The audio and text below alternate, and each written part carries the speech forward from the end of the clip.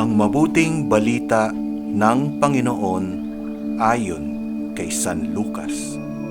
Noong panahong iyon, tinawag ni Jesus ang 12 at binigyan sila ng kakayahan at kapangyarihang magpalayas ng mga demonyo at magpagaling ng mga karamdaman. At sinugo niya sila upang ipahayag ang paghahari ng Diyos at magpagaling ng mga may sakit. Sila'y pinagbilinan niya, "Huwag kayong magbaon ng anuman para sa inyong paglalakbay, kahit tungkod, supot, tinapay, salapi o bihisan. Makituloy kayo sa alinmang bahay na tumanggap sa inyo at manatili roon hanggang sa pag-alis ninyo sa bayang iyon. At sakaling hindi kayo tanggapin, umalis kayo roon at ipagpag ninyo ang alikabok ng inyong mga paa bilang babala sa kanila."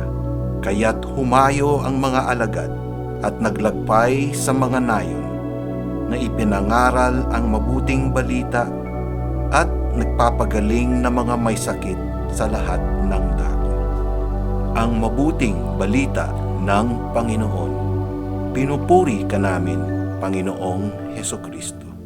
Sila'y pinagbilinan niya, "Huwag kayong magbaon ng anuman para sa inyong paglalakbay, kahit tungkod, supot, tinapay, salapi o bihisan."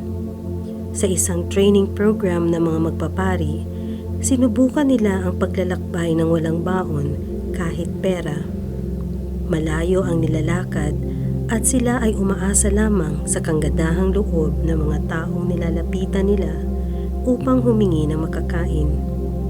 Ang aral rito ay ang ganap na pagtitiwala sa Diyos na tutulong sa oras ng kagipitan.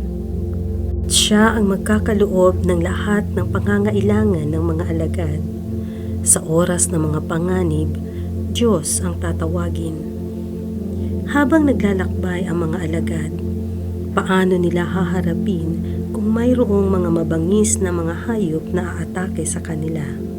Ito hindi nangangahulugan na huwag nilang ipagtanggol ang kanilang mga sarili. Kahit hindi sila magdala ng tungkod, makahahanap rin sila ng taong tutulong sa harap ng mga mababangis na hayop. Pag sila ay nagugutom, aasa sila sa mga taong may mabubuting loob para sila pakainin. Sa gayon, mararanasan nila na ang Diyos ay tumutulong sa pamamagitan ng paghipo ng puso ng mga tao upang maging mapagmalasakit sa kapwa.